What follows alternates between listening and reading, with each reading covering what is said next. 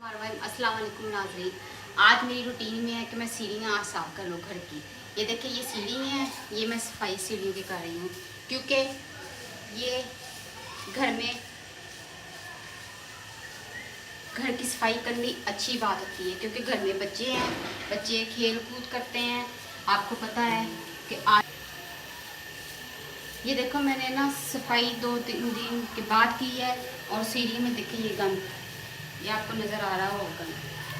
ये देखिए साफ़ हो रही है ना।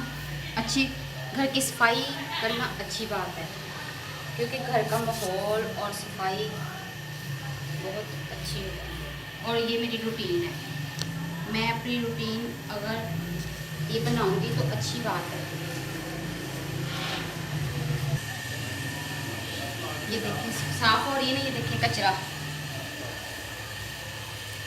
सफाई निस्फ ईमान है। अपने घर को साफ़ रखे, अपने गली मोहल्ले को साफ़ रखे। मैं लोगों को ये पैगाम देना चाहूँगी कि अपने गले और मोहल्ले को साफ़ रखें, अपना घर साफ़ रखें। सफाई निस्फ ईमान है। ओके, अल्लाह हाफ़िज़। अपना ख्याल रखें, अपने बच्चों का ख्याल रखें, अपने हस्बैंड का ख्याल रखें। Okay, bye bye.